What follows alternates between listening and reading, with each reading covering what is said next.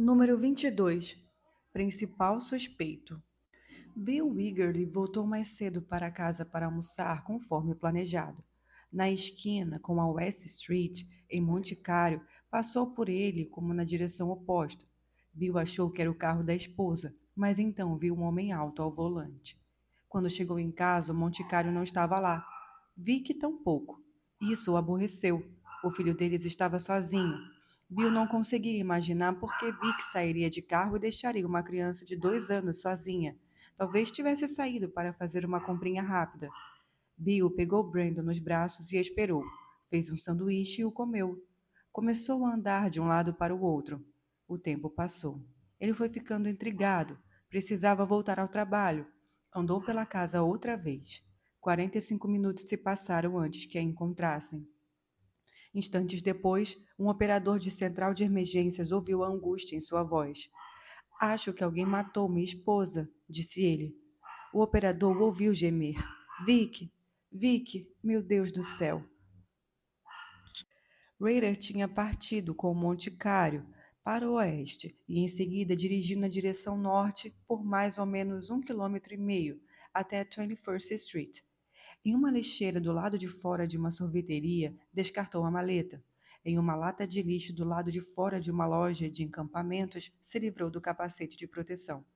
Depois de arrancar o adesivo, além do adesivo, guardou as fotos polaroides. Depois voltou à Rua da Mulher, estacionou o Monte Carlo ao lado de um açougue e andou até a sua van, estacionada em frente à casa dela. Ele ouviu sirenes. Dois bombeiros, Ronald Evans e o tenente Mark Haynes, encontraram Bill socando a parede na varanda. Se eu tivesse chegado 5 minutos mais cedo, poderia ter feito alguma coisa, disse a eles. A esposa foi encontrada no quarto. Havia um canivete ao lado de sua cabeça.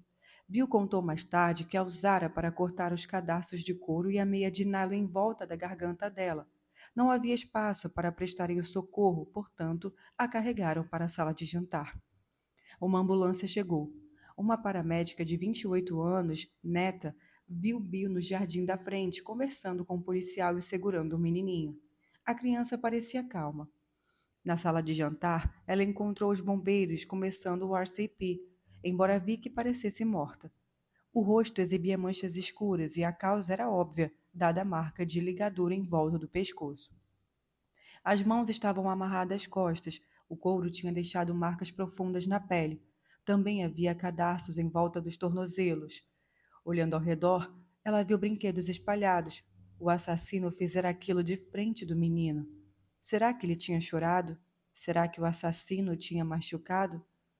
Nera e outros paramédicos insistiram na tentativa de reanimar Vicky por mais 10 minutos. Depois a colocaram na ambulância.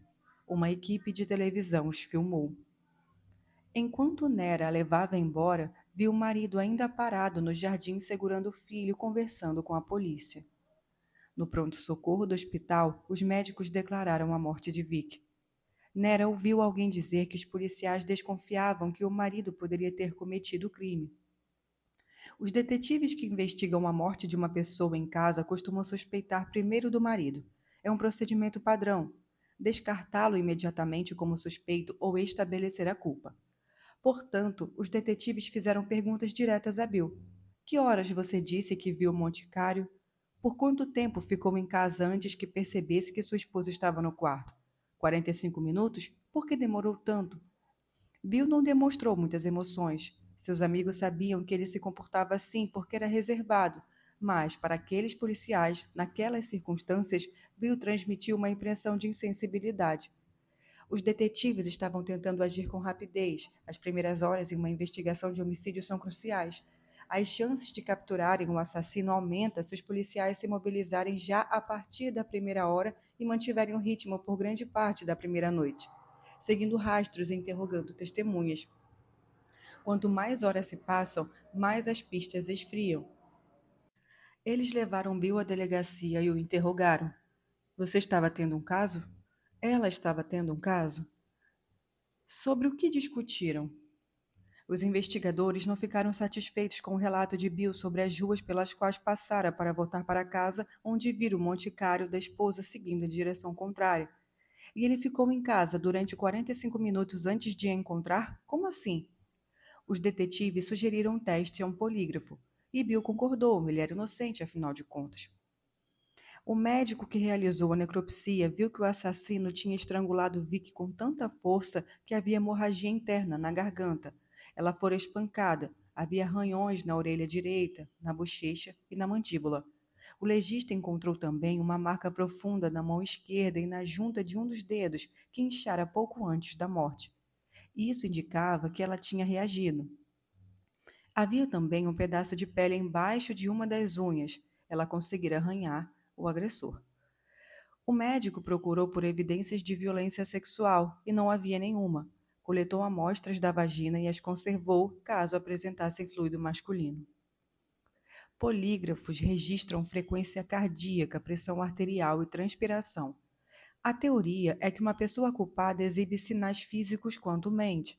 Mas os policiais usam esse tipo de teste apenas como uma ferramenta suplementar.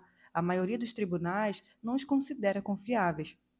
Tempos depois, os detetives de Wista chegariam à conclusão de que testes de polígrafos nunca devem ser aplicados em um cônjuge ou familiar próximo logo depois de um assassinato. Se um marido acabou de perder a esposa, suas emoções podem acusar uma falsa culpabilidade, mas essa percepção ainda não estava formada àquela altura. No dia da morte de Vicky, os detetives interrogaram Bill 2 vezes com polígrafo. Ele falhou em ambos os testes. Os policiais passaram a pegar realmente pesado demais com isso. Começaram a elevar o tom de voz, estavam interrogando Bill no sexto andar do prédio da prefeitura e tinham permitido que a família dele permanecesse por perto. Os parentes de Bill ouviram algumas das perguntas e ficaram indignados. Bill disse aos investigadores que precisava ir ao banheiro. Ele saiu da sala e seus parentes puderam vê-lo. Um deles gritou: "Pare de responder as perguntas e arrume um advogado." Bill disse aos detetives que não tinha mais nada a dizer. De acordo com a lei, era um direito seu. E ele foi liberado. A polícia nunca acusou Bill pelo assassinato da esposa, mas ao longo das 2 décadas seguintes ainda havia detetives que diziam em conversas privadas que era provável ele que tivesse matado. Esse boato se espalhou pela cidade. As outras crianças nos parquinhos às vezes falavam aos filhos dele que a mãe deles tinha sido morta pelo pai. Bill nunca reclamou sobre isso em público, mas se recusou a continuar em contato com a polícia. Isso prejudicou a investigação. O marido inocente é a melhor fonte de um investigador, porque tem a chave para incontáveis pistas. Conhece os familiares e amigos da esposa, as lojas onde ela fazia compras, o garoto que contratava para cortar a grama. Bill amava a esposa. Ele e Vicky tinham feito amor na noite anterior à morte dela, mas sua cooperação acabou assim que ele saiu naquela sala. Horas após a morte de Vicky, o investigador caça-fantasma Paul Holmes levou para Lander e informou que um carro que pertencia a uma vítima de homicídio fora encontrado a uma pequena distância do apartamento dele. Lander saiu para a sacada e viu o Monte Cário Dourado estacionado do outro lado da rua. 3 dias após a morte de Vicky, Lander e Holmes receberam ordens para ir à casa de Winger, e isso os colocou em uma posição delicada. Eles analisaram a cena do crime, as amarras, os relatórios. A ideia era que dessem uma rápida olhada no local, mas isso bastou para convencê-los de que Bill era inocente. Lander e Holmes compartilhavam o que tinha visto com Paul Dodson, outro caça-fantasma. Ele chegou à mesma conclusão. Era mais provável que não tivesse sido Bill. Inclusive, poderia ser obra do BTK. Isso ia contra o que os detetives trabalhando no caso acreditavam. O irmão de Paul, John, era o capitão que supervisionava a unidade de homicídios. Lander e Holmes decidiram não tentar impor suas conclusões aos outros detetives. Lander não queria contradizer os detetives responsáveis pelo caso com base em seu rápido exame de evidências incompletas. No entanto, o filho de 2 anos de Bill tinha contado à polícia: "Homem machucou a mamãe." Nenhuma criança, na opinião de Lander, diria "homem machucou a mamãe" se tivesse visto o próprio pai fazer isso. Lander também achava improvável que Bill fosse estrangular Vic na frente de Brandon. Bill sabia que o filho sabia falar algumas palavras e poderia contar o que viu. A prova mais convincente da inocência de Bill, na opinião de Lander, era que o assassino tinha roubado a carteira de motorista de Vicky, deixando para trás dinheiro e cartões de crédito. Para Lander, não era uma atitude condizente de um marido que matara a esposa. Era um pervertido sexual roubando um troféu. Lander lamentava muito por Bill, sentia-se mal por sua esposa ter sido assassinada e alguns policiais acreditaram que ele era matara. Mas também achava que Bill deveria ter permanecido na sala de interrogatório, mesmo depois da prensa a que foi submetido no interrogatório. Se minha própria esposa tivesse sido assassinada, disse Lender, muito mais tarde, aqueles tiras precisariam ter me arremessado para fora daquela porra daquela sala para me obrigar a falar ou parar de falar com eles. Eu nunca teria me calado, simplesmente teria continuado a jogar ideias para eles até descobrirem quem tinha feito aquilo. Mas não foi assim que as coisas aconteceram. 1987 a 1988. Número 23. Fracassos e amizades. Se o governo municipal soubesse que o BTK tinha voltado a matar, os caça-fantasmas teriam permanecido juntos. Mas na época em que Vicky Winger foi morta, Lamônio já havia começado a reduzir o contingente. No ano seguinte, em 1987, a maioria dos membros caça-fantasmas fora relocada. Apenas Slender permaneceu. Ele guardou os arquivos em um armário e em 37 caixas que acabaram no porão da prefeitura. Lamúnio permitiu que a Wichita Eagle entrevistasse o caça-fantasmas. Bill passou horas gravando entrevistas com Lander, o capitão Wall Street e os demais membros. As transcrições revelavam frustrações. Sturt demonstrou e chorou quando falou sobre Josie Otero, achava que tinha falhado com ela. Dá para sentir a frustração dos investigadores só de ler os relatórios, contou Lander. Isso nunca vai deixar de ser assim. Por que não conseguimos encontrá-lo? Eles testaram todas as ideias que tiveram. Por exemplo, Lander fora incumbido de especular sobre a teoria de que o BTK não estava mais vivo. Para fazer isso, pegaram uma lista de todos os homens brancos que tinham morrido em Wichita desde 1980 e verificaram seus antecedentes. Era um trabalho entediante. A força-tarefa dos caças-fantasmas gastou milhares de horas de trabalho e desapareceu e despendeu centenas de milhares de dólares dos contribuintes, o que impunha uma tremenda pressão para que eles resolvessem isso, não só sobre eles, mas também sobre suas famílias. Paul Dodson nunca conseguiu se livrar da decepção. Quando penso nos caça-fantasmas, tudo o que consigo pensar é no fracasso que aquilo foi e no que eu não fiz, e no que eu poderia ter feito a mais, se ao menos tivesse sido mais inteligente. Valeu a pena? Perguntaram. Provavelmente sim, falou Lander. Se o BTK reaparecesse algum dia, Lander saberia muitas coisas a seu respeito. Conhecia uma falha importante do assassino: a arrogância.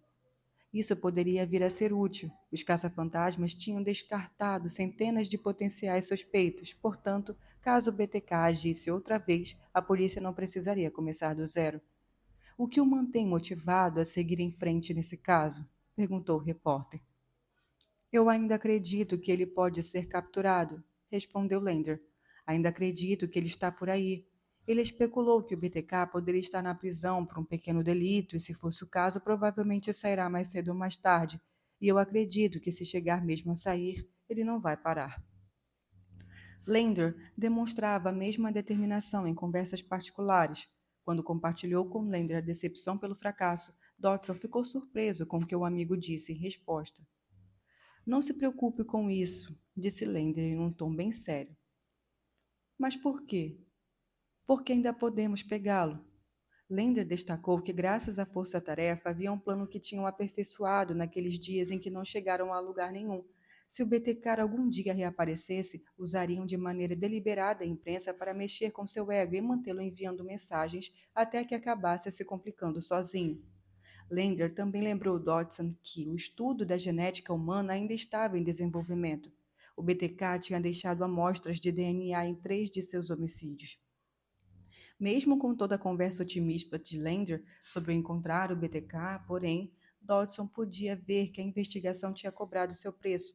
Lander passou a duvidar tremendamente de si mesmo. Dodson podia ver tensão e fadiga no rosto do amigo.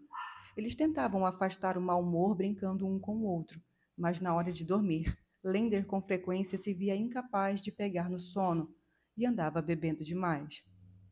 Pouco antes do final de 1987, o Departamento de Polícia de Windsor, que o tinha promovido a detetive no ano anterior, transferiu Lander para a unidade de homicídios, um trabalho que ele almejava fazia 9 anos. Os caça-fantasmas nunca demandaram de verdade. Lamúnio disse que isso só aconteceria se eles provassem que tinham esgotado todas as pistas. Portanto, mesmo quando passou a investigar outros casos, Lender ainda estava e pensava no BTK todos os dias. No último dia de 1987, uma mulher chamada Mary Fager, que estivera fora da cidade visitando parentes, chegou à sua casa no número 7015 na East 14 e descobriu que o marido e as filhas estavam mortos. Cherry, de 16 anos, fora afogada na banheira de hidromassagem. Kelly, de 9, fora estrangulada horas depois e jogada na água junto com a irmã. O pai delas, Philip, fora baleado nas costas.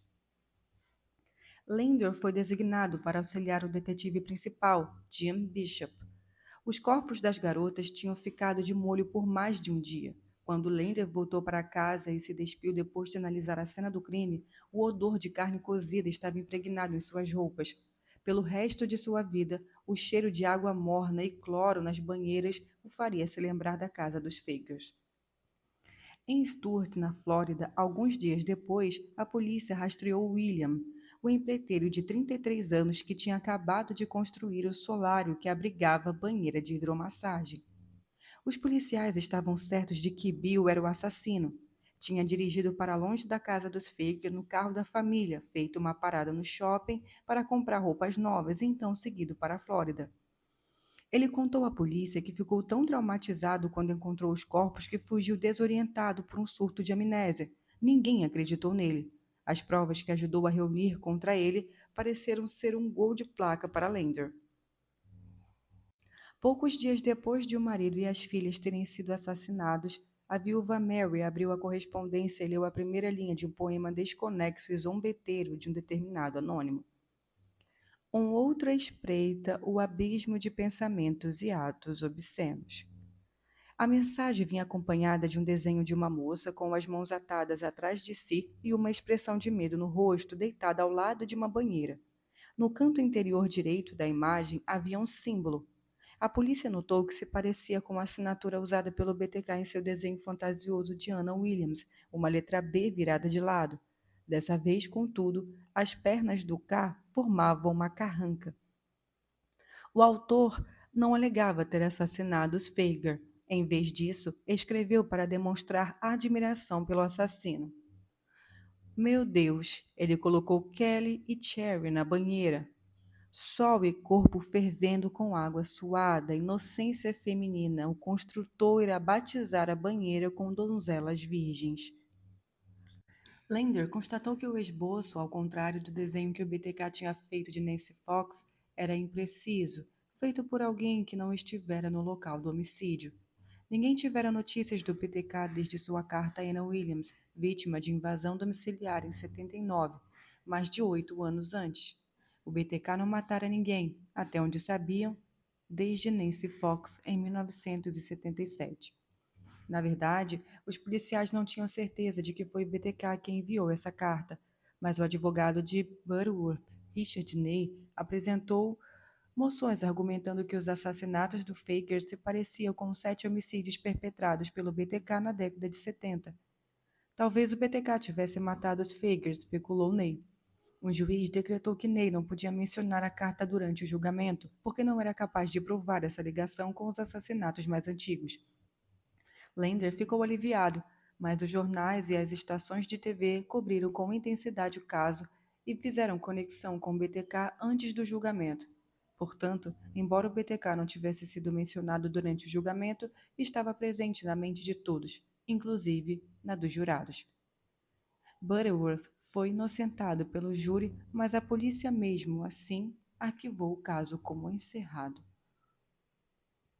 Nesse mesmo ano, em 1988, Nera conduziu sua ambulância a uma casa onde alguém tinha mordido por um cachorro. O policial que trabalhou no caso a fez dar boas risadas. Nera era uma paramédica novata no dia em que tentara salvar Vic, 2 anos antes. Àquela altura, já tinha mais experiência, inclusive com cenas de assassinatos. Na casa onde aconteceu uma mordida de cachorro, o jovem policial começou a provocá-la de uma maneira amigável e insinuante. Ela entrou na brincadeira. O nome dele era Kelly Oates. Eles se encontraram muitas vezes, ambos trabalhando em cenas de acidentes ou de assassinatos. Ao longo do tempo, isso levou a um convite para tomar um café da manhã, depois encontros românticos e então as conversas sobre casamento. Nera considerava a perspicácia um sinal de grande inteligência, e Oates era uma de sua sagacidade excepcional. Ela conseguia ver a personalidade que havia por trás das provocações. Ele fora criado por uma mãe solteira da classe trabalhadora. Como Nera, era viciado em adrenalina. Foi por isso que se tornara um policial. Ela não lhe contou sobre aquele dia na casa de Vic. Aquele homicídio estava no arquivo morto, era de interesse apenas dos investigadores, e Oates não tinha a menção ou a menor intenção de se tornar detetive. Ele adorava patrulhar as ruas. Nera conheceu melhor o amigo de Oates, um patrulheiro com expressão impassível, ombros largos e jeito de durão. O pai de Dana fora militar. A mãe era japonesa, dona de uma loja de tecidos da cidadezinha. Gog parecia uma pessoa reservada, mas Nera via que isso não passava de uma máscara. Na verdade, era um homem gentil e tímido, e uma das poucas pessoas engraçadas o bastante para fazer Oates cair no chão de tanto rir.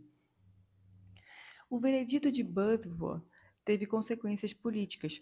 Lamúnio culpou o chefe do gabinete da promotoria do distrito, Clark Owens, para designar para o caso dois promotores que Lamúnio afirmara serem inexperientes. E não era a única pessoa insatisfeita. Semanas mais tarde, Nola Tedesco, a jovem advogada durona que havia muito tempo antes verificava o fio do telefone e aceitava as escoltas até seu carro por medo do BTK, anunciou que correria para Owens pelo cargo das eleições de novembro daquele ano. Ela declarou que o veredito de Butterworth fora uma piada, jurou que cuidaria pessoalmente de alguns casos de homicídio e prometeu que seus assistentes iriam aos julgamentos bem treinados e preparados. Owens era bastante conhecida em Wichita e era praticamente uma desconhecida advogada, mas ela derrotou por 82.969 votos contra 55.822. Falston queria um novo começo para a promotoria e solicitou a todos que se recandidatassem aos seus cargos, caso quisessem continuar trabalhando na instituição. Quando concluiu o processo seletivo, diversas pessoas envolvidas no caso Butterworth não voltaram a ser contratadas. Lander desabafava sua amargura a respeito do veredito do Butterworth em bares. Às vezes, se embebedava em casa também e tentava afastar o mau humor lançando bolas de golfe para fora da casa da sacada de seu apartamento do terceiro andar. Outras vezes, andava um pouco e mudava um pouco de posição e mandava algumas bolas chapinhando para dentro da piscina do condomínio. Então rolava de rir. Lamourie ouviu boatos de que Lander queria se demitir por causa daquele veredito. O chefe de polícia alertou o alto comando. É melhor nenhuma papelada envolvendo um contrato de trabalho com Kenny Lander passar pela minha mesa. Se aparecer, eu jogo tudo fora. Lander mais tarde negou ter tentado pedir demissão. Se o chefe de polícia ouviu algo sobre isso, teria sido uma lenda urbana. O veredito de Butterworth não incomodava tanto assim, segundo ele. Mas isso também era um mito. 1988 a 1990. Número 24. O Salvador. Àquela altura, pessoas como Cindy haviam se esquecido do BTK ou não se preocupavam mais. Cindy tinha outros problemas. Era uma mulher divorciada com uma filha e parentes com predileção para encrenca. Seu irmão acabara de entrar para a lista de criminosos mais procurados do condado. Certa noite, uma amiga lhe contou a respeito de um policial de Wichita que, segundo ela, tinha uma natureza aventureira.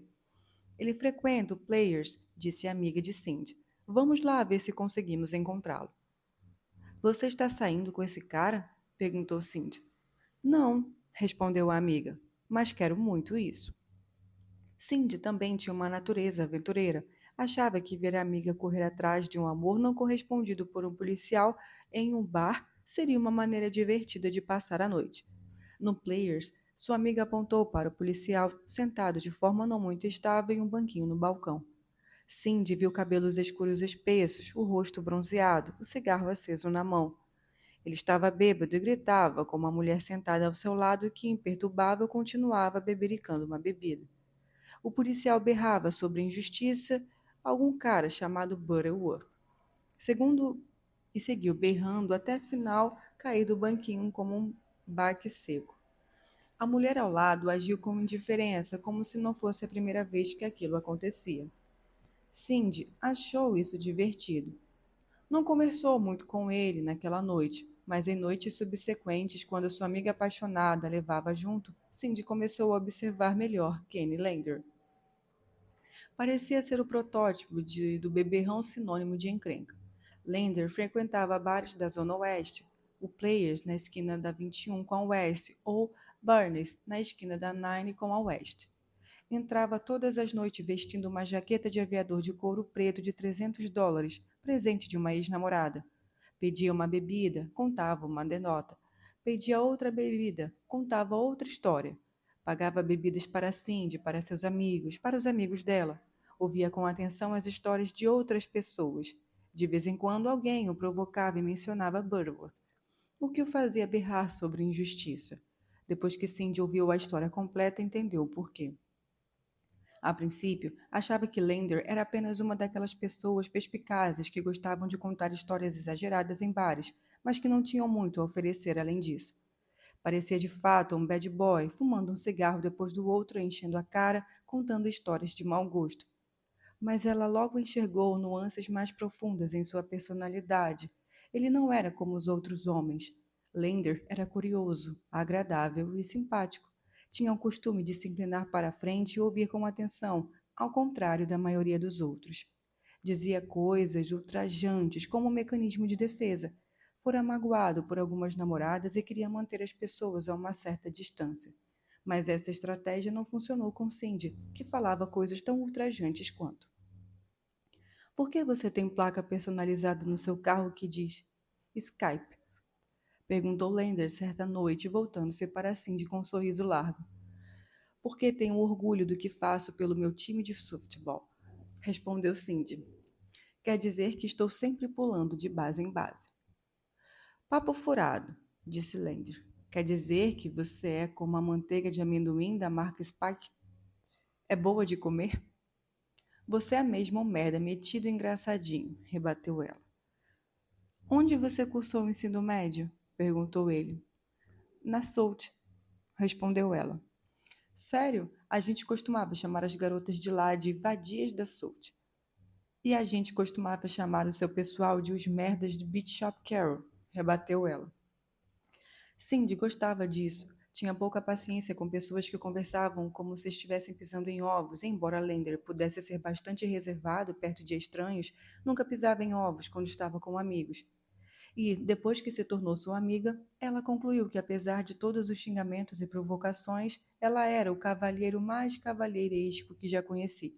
Mostrava curiosidade a respeito do trabalho dela com crianças nas classes de educação especial da escola do distrito.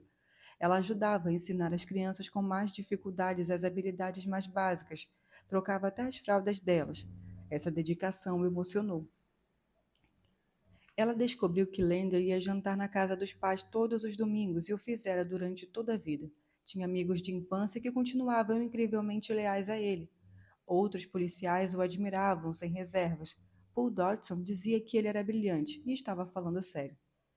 Ainda havia ex-namoradas por perto. Cindy se deu conta de que essas mulheres se pareciam com ela, simpáticas, mas magoadas, se recuperando como ela de um casamento fracassado ou de um caso de abuso ou de uma família tóxica. Lander parecia atrair esse tipo de pessoa. Demonstrava uma compulsão por salvamento, concluiu Cindy. Por fim, Cindy conheceu a mãe dele, Irene, e da mãe e do filho ouviu algumas das histórias favoritas da família sobre Ken. Irene contou que ele era coroinha e que na escola Cristo Rei gostava de derrubar livros no chão e assustar a turma. Ele puxava o rabo de cavalo das meninas, então lançava olhares inocentes para as freiras para não apanhar com palmatória. O próprio Lander se orgulhava de uma história sobre uma freira idosa, irmã Stump, que sofria de narcolepsia. Ela pegava no sono do nada, às vezes no meio de uma frase. Certo dia, na sétima série, a irmã estava conversando com o melhor amigo de Lander, Bob. Então, falando e apontando para Hengst, quando de repente caiu no sono com o dedo ainda em riste. Rápido, disse Lander a ele. Troque de lugar comigo. Instantes depois, a irmã acordou e se viu apontando para Lander. Ela levantou de um pulo, pegou a palmatória e saiu correndo atrás dele, que fugiu gargalhando. Anos mais tarde, depois do ensino médio, Lander foi nocauteado quando colidiu com um colega de time durante um jogo de softball. Parecia bem quando levantou, mas depois do término da partida começou a perguntar repetidas vezes: Estamos em qual entrada do jogo? Lander recobrou a consciência no dia seguinte em um hospital rodeado de familiares e amigos. Quando viu onde estava, seu primeiro pensamento foi que tinha batido o carro. Que dia é hoje? Perguntou a enfermeira.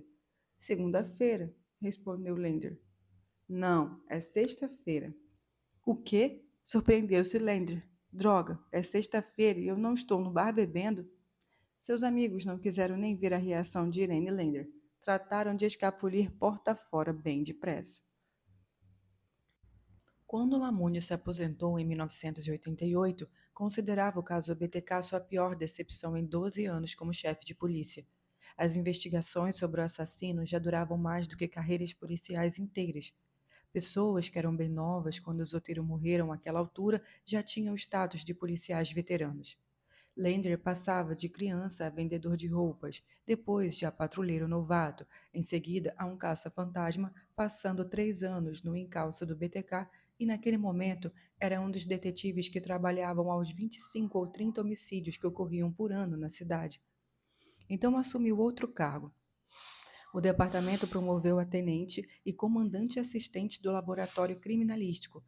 Nos caça-fantasmas, ele já aprendera sobre os fundamentos da ciência forense, como exames de sangue, análise de tecido e arranhões de unhas. Como tenente do laboratório, trabalhou como afinco para aprofundar seu conhecimento.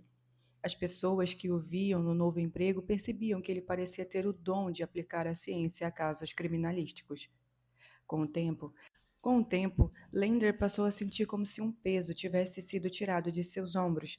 Não tinha se dado conta do quanto trabalhar com homicídios abalara seu emocional até assumir o trabalho mais imparcial do laboratório.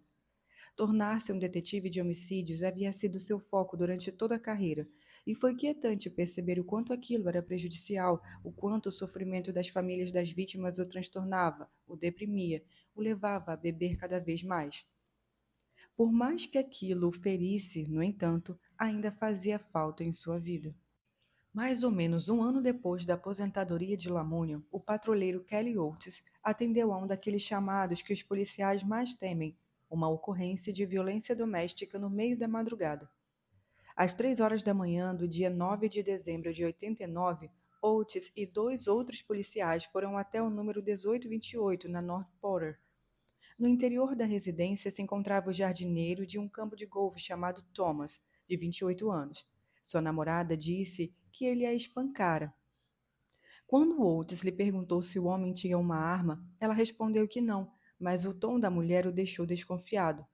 Quando Oates se aproximou da porta da frente, deu um passo para o lado antes de anunciar sua presença. A resposta que obteve foi um disparo de espingarda através do vão da porta. O homem que estava lá dentro saiu correndo, nu da cintura para cima, no frio congelante. Ele se voltou para Oates. O policial se apoiou sobre um dos joelhos, sacou a pistola e gritou: Largue a arma! O medo distorcia os pensamentos de Oates. Tanto ele quanto o predador pareciam se mover em câmera lenta. O homem levou a espingarda ao ombro e mirou no rosto de Oates. O cano apareceu grande e o bastante para comportar um homem adulto dentro dele. Oates disparou e sentiu um novo temor. Sua arma quase não emitiu nenhum som. Aterrorizado, achou que sua arma tinha falhado, mas o outro caiu no chão como um saco de batatas. Oates ficou perplexo por um momento. No estande de tiro, sua pistola 9mm sempre estrondeava, como um canhão, mas dessa vez o único som foi um fraco estalo. Ele, porém, dessangrava no chão, com ferimentos de bala no tronco. Oates estava tão assustado que sequer ouvira o barulho da própria arma. Em um distrito do Corpo de Bombeiros, a alguns quarteirões de distância, a paramédica que se apaixonara por Oates no ano anterior agora ouvia a voz dele no rádio da polícia. Temos um tiroteio com um policial envolvido, disse Oates. Nera pulou para dentro de sua ambulância. Sabia que o endereço que Oates passou não ficava na área atendida por sua equipe de socorro, mas ela disparou para lá mesmo assim, temendo que ele tivesse sido baleado. Alguns momentos depois, alguém no rádio informou que Oates não estava ferido. Ela dirigiu de volta ao corpo de bombeiros. Oates tentou descarregar as balas restantes da sua pistola, mas suas mãos tremiam tanto que não conseguiu. Outro policial se curvou por cima dele e contou os buracos de bala. Os 5 ferimentos eram resultados de 2 disparos. Havia 3 ferimentos de entrada e 2 de saída, pois um dos projéteis atravessara o torso e o braço da vítima. Oates tinha disparado 2 vezes do modo como aprendera no estande de tiro. Atire 2 vezes no alvo, então faça a pontaria para novos tiros, se necessário. É o que se chama de tiro duplo. Oates se sentou grato pelo treinamento. Quando a pessoa está assustada, o reflexo adquirido no treinamento assume o controle. Hathaway sobreviveu. Oates voltou para o trabalho algumas semanas depois. Passando pouco tempo, Oates e outros policiais quase esvaziaram os próprios pentes de suas armas em um traficante que abriu fogo contra eles. Oates também ficou trêmulo de medo nessa ocasião. Na reunião de turma de antigos formandos da escola secundária Sult, 5 anos depois, Nera e Oates encontraram Cindy, uma ex-colega de sala. Cindy estava com Kenny Lander, que parecia entediado. Lander se animou quando descobriu que o marido de Nera era policial. Ele estendeu a mão para Kelly e Oates. Ótimo, disse Lander, provocando Cindy. Alguém com quem eu posso conversar em vez de todos esses fracassados da Sult. 18 de janeiro de 1991. Número 25. Dolores Davis. Dolores, mais conhecida como Dee Davis, gostava de levar consigo lencinhos umedecidos para esfregar os rostos dos netos e outras superfícies que abrigavam germes. Escondia fósforos em cima da geladeira para que as crianças desobedientes em visita à sua casa não os encontrassem e se sentissem tentadas a pôr fogo em alguma coisa e acabar provocando um incêndio. Em dias quentes, com crianças no carro, abaixava as janelas apenas para uma fração de centímetro. Uma janela aberta poderia fazer com que as crianças fossem sugadas pelo vento do lado de fora. Vovó, gritavam os pequenos, você pode abrir um pouquinho mais? Não, respondia ela. Então, cantarolava uma música. Ela vivia sozinha nos limites de Park City. A vista de sua casa abarcava o campo aberto na zona rural. Foi criada como uma garota de fazenda nos arredores de Stella, no estado de Nebraska. Portanto, não temia a noite nem a solidão. Dee trabalhava havia mais de 25 anos como secretária para o Larry Oil Gas Company. Também vendia cosméticos Mary Kay. Gostava do fato de a empresa não estar ou não testar seus produtos em animais. Em casa, mantinha dúzias de revistas e informativas sobre grupos de direito dos animais, como Doris the Animal e People for the Ethical Treatment of Animals. A última vez em que se reunira com a família foi em 1990, no Natal. Como anfitriã, ela quis que tudo fosse perfeito. No dia em que todos chegaram, o filho Jeff e a família dele na Flórida, a filha Laurel e a família do Colorado, ela fez 4 viagens ao mercado Lickers até comprar tudo o que precisava. Fez tanta questão de preparar o jantar com capricho que eles foram comer só depois das 2 horas. Em seguida, assistiram Todos os Cães Merecem o Céu. Alguns membros da família choraram. Foi uma noite agradável. Jeff e a mãe tiveram um relacionamento um tanto distante desde cedo. Os pais se divorciaram em 1961, depois de 12 anos de casados. Ele foi morar com o pai. A irmã ficou com Dee. Jeff passava a maioria dos fins de semana com Dee, mas a atmosfera era tensa. Mais tarde, eles conseguiram se aproximar mais, telefonavam um para o outro todos os finais de semana e conversavam por horas. Dee era aposentada da empresa de gás e fazia apenas alguns meses na noite do inverno em que ouviu um farfalhar do lado de fora da janela e viu um de seus gatos batendo no vidro. Os outros felinos também pareciam estar assustados. Dee ligou para Jeff. Podia haver alguém lá fora, disse ela. Raider olhava atrás das cortinas da janela durante diversas noites. A casa dela, no número 6226 da North Hillside, ficava a aproximadamente 1,5 km da sua, tão perto que ele podia vigiá-la até quando saía para andar de bicicleta. Estava ficando preguiçoso. Matar outra vizinha era um risco, mas por que não? 9 mortos até então e os policiais ainda não tinham nenhuma pista. Ele usara o acampamento dos escoteiros como eventual álibi para o assassinato de Marion Hedge. Faria o mesmo dessa vez. Tinha amigos de longa data nesse meio. George Martin, um líder escoteiro, tinha a melhor opinião do mundo a seu respeito.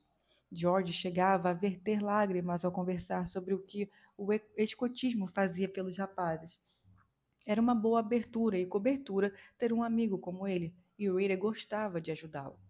No entanto, sabia que Martin e outros líderes escoteiros teriam opiniões negativas a seu respeito se o tivessem visto se masturbando, nu e algemado, na picape durante uma expedição dos escoteiros. Quando não conseguiu retirar as algemas, ficou desesperado. Ter que gritar por ajuda seria vergonhoso. Para seu grande alívio, estava tão suado devido ao menos e ao medo que conseguiu deslizar as algemas até removê-las. O que Maren teria achado daquilo? No dia em que o gato Didi ficou assustado por aquela presença ao redor da casa no início de janeiro, Kelly Owens já era um dos patrulheiros mais condecorados de Wichita. Sobrevivera a 2 tiroteios e participara de operações antidrogas e perseguições em alta velocidade. Enquanto fazia sua ronda certa noite, Oates viu um homem se movendo de uma maneira esquisita no interior de um carro estacionado. Oates encostou e, assim, impediu um estupro. O departamento mais tarde o nomeou policial do ano de 91. Apenas 10 anos antes, os interesses policiais de Oates eram cerveja e brilhar. Tinha largado a faculdade. Ultimamente, seus amigos vinham sugerindo que ele fizesse os testes de qualificação para ser detetive. Oates apenas bufou. Ele adorava patrulhar as ruas. Raider vira dia enquanto dava voltas de carro. Ele fechou no alvo, como dizia, já que gostava de usar jargões policiais. Fechar no alvo queria dizer se encontrar e se concentrar em algo. Desligar queria dizer parar. Apagar queria dizer matar. Notaram um canil ao norte da casa de Dee, em Hillside, então a denominou Projeto Dogside. Ele a mataria durante um encontro de escoteiros caçadores. Todos os anos, pais e filhos acampavam às margens de um lago ao norte de Wichita em janeiro, às vezes se arriscando a morrer congelados enquanto lançavam machadinhas e cozinhavam em fogueiras. Eles acompanhavam e acampavam em West Park, no condado de Havre. Isso os colocava no meio do nada, com acesso apenas por vicinais. Mas Raider tinha notado que as estradas ao leste levavam à cidadezinha de Newton, que ficava na Interstate 135, que passava ao sul de Park City, onde tanto ele quanto Dee moravam. A viagem levaria apenas meia hora. Naquela sexta-feira, Raider certificou-se de ser o primeiro pai a chegar ao lago e botou a mão na massa montando o acampamento. Foi embora antes que os outros pais aparecessem com os filhos. A montagem estava a meio caminho andado. Seu pretexto seria dizer que saiu para buscar suprimentos. Então seguiu para o sul, para a casa de seus pais, que estava vazia. Eles tinham viajado para o sul para passear o inverno. Ele se esgueirou para dentro, vestiu roupas escuras e arrumou seu kit de ataque. Dirigiu por alguns quarteirões até a igreja batista em Park City. Quando matou Marion Hedge, tinha usado a artimanha do táxi, mas aquilo levara tempo demais. Portanto, simplificaria as coisas naquela noite. Ele tinha uma chave da igreja, porque era o local onde a tropa de escoteiros se reunia. Então, verificou seus equipamentos, então voltou a sair e andou até a casa de Dee por plantações de trigo e um cemitério. A temperatura estava quase congelante. Seus pés doíam quando alcançou a casa. Viu pelas cortinas que ela estava sozinha, lendo na cama. Ele aguardou o trêmulo. A mínima naquela noite chegaria a 0 °C. Dee apagou as luzes. Raider tentou encontrar uma maneira de entrar e simplificou as coisas ainda mais. Pouco mais das 22 horas, pegou um bloco de concreto do lado de fora do barracão de Dee e arremessou através da porta de vidro deslizante. De acordo com seus relatos posteriores, o vidro estriçalhou e Dee veio correndo usando pijama e um roupão. "O que aconteceu com a minha casa?" perguntou ela. "O seu carro bateu na minha casa?" Então ela o viu e recuou. Ele tinha puxado uma meia calça por cima do rosto. Sou procurado pela polícia, disse. Preciso do seu carro e de dinheiro. Ela se recusou a ceder, como todas as outras. Então ele tentou desarmá-la com as mentiras de sempre. Vou amarrá-la e deixá-la em paz, contou. Preciso entrar e me aquecer. Isso não era mentira. Depois vou pegar o seu carro e um pouco de comida. Você não pode entrar na minha casa, exclamou ela. Você vai cooperar comigo, disse ele. Tenho um porrete, uma arma e tenho uma faca. Ela disse que alguém viria vê-la mais tarde, um homem. Meu Deus, pensou ele, sempre tem alguém vindo. Ele precisaria se apressar, o que o irritou. Então a levou para o quarto, algemou-a, amarrou-a pelos pés com as meias calças que encontrou entre as coisas dela. A rotina de sempre. Em seguida, encontrou as chaves do carro de Dee. Fez um estardalhaço na cozinha, abrindo caixas de cereal e fazendo barulho para fingir que pretendia apenas roubar. Voltou, tirou as algemas e começou a amarrar as mãos dela com uma meia calça. Você disse que alguém está vindo para cá? Perguntou. Sim, respondeu ela. Tem uma pessoa vindo. Então você vai ser encontrada, falou ele de modo tranquilizador. Vai ser encontrada e depois vai chamar a polícia. Já eu vou dar o fora daqui. Era outra mentira, apenas para acalmá-la. Mas então ela viu seu rosto e se encolheu de medo. Ele tinha removido a máscara de meia calça, mostrando a cara. Não me mate, pediu ela. Rayleigh pegou outro par de meia calça. Eu tenho 2 filhos, disse Dee. Não me machuque, não me machuque. 19 de janeiro de 1991. Número 26. Na zona rural. Pouco depois, no meio-dia de sábado, um amigo de Dee Davis, chamado Thomas Ray, chegou para consertar o carro dela, como prometera quando a levara para jantar na noite anterior. Notou a luz da varanda acesa e as cortinas abertas. O Chevy 85 dela estava do lado de fora. Dee sempre o estacionava na garagem. Ray não recebeu nenhuma resposta quando bateu à porta. Levantou o portão da garagem e viu a porta que levava para o interior da casa estava aberta. Lá dentro, o fio da linha telefônica que até o plugue na parede tinha sido cortado e um bloco de concreto rodeado de vidro jazia no chão da sala de estar. A roupa de cama tinha sumido. Ray pegou seu carro, encontrou um telefone público e ligou para o serviço de emergência. Ao anoitecer, o detetive Sam Hudson e outros policiais da delegacia do condado de Sedgwick reuniram grupos de busca para percorrer as estradas de toda a região norte do condado. Os subchefes de polícia saíram batendo de porta em porta, perguntando se alguém tinha visto Dee. Na casa dela, Houston percebeu que alguém tinha vasculhado a gaveta de lingerie. Um vizinho viu as chaves de Dee no telhado da garagem dela. O subchefe Matt encontrou algumas roupas de cama de Dee enfiadas em uma geladeira de esgoto a quilômetros da casa. Dee, porém, não havia sido localizado. Sua família rezava e se preparava para as más notícias. Os investigadores concluíram que alguém tinha limpado as portas e os porta-malas do carro dela. No dia 1º de fevereiro, 13 dias depois do desaparecimento de Dee, um adolescente chamado Nelson Schock saiu para uma caminhada matinal. Acompanhado de um cachorro de rua que o seguia, ele rumou para o oeste pela rua Street North, vários quilômetros ao norte da casa de Dee. O cão correu para debaixo de uma ponte e não quis sair quando foi chamado. Nelson desceu e viu uma colcha de cama em um corpo. Ao lado do cadáver havia uma máscara de plástico pintada. Nelson ficou tão perturbado que, quando em disparada, saiu para casa e seguiu na direção errada por alguns passos. Os investigadores fotografaram o corpo congelado de Dee, fizeram um diagrama da localização e analisaram o que viram: meias calças amarradas em volta da garganta, dos pulsos e do tornozelo. O cadáver tinha mordidas de animais. Huston reparou nas semelhanças entre aquele assassinato e os de Ed, ocorrido 6 anos antes. Ambas as mulheres tinham sido amarradas e estranguladas, e o fio das linhas telefônicas de suas casas foram cortados. Eram fatos que se assemelhavam aos casos e aos ataques do BTK que começara a agir 17 anos antes. Mas havia e também algumas diferenças significativas. As vítimas da Park City eram mulheres mais velhas e tinham sido tiradas de suas casas. O BTK não fizera isso em Wichita. A opinião predominante entre os investigadores era que os casos de Ed e de Davis podiam estar relacionados, mas não tinham ligações com o BTK.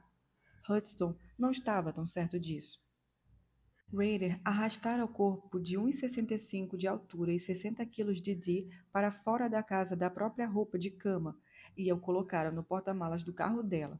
Primeiro a levou para um lago pertencente ao Departamento de Transporte do Kansas, na esquina da 45 com a Hillside, perto da 135, a autoestrada que divide a região leste de Wichita da oeste. Ele a escondeu entre alguns arbustos. Queria amarrar Dee em diversas poses e tirar fotos na privacidade de um celeiro abandonado, mas estava nevando e a noite avançava. Ele precisaria se esgueirar de volta para o acampamento em pouco tempo. Decidiu levar o carro de Dee de volta para a residência dela. Mas primeiro dirigiu por Park City até a Igreja Luterana de Cristo, sua própria paróquia, e enfiou a caixinha de joias e outros pertences da mulher embaixo de um barracão nos fundos. Em seguida, dirigiu de volta à casa, limpou o carro dela, jogou as chaves no telhado e caminhou várias centenas de metros de volta à Igreja Batista, onde deixara o próprio carro. Dirigiu de volta para o lago, pegou o corpo de Dee e rumou para o norte, na direção de um celeiro abandonado que pertencia e pretendia usar. O tempo estava ficando apertado, os escoteiros perceberiam sua ausência. Encontrou uma ponte ao longo da 70th Street North e largou o corpo lá embaixo. Fez então a longa viagem de volta ao encontro dos escoteiros.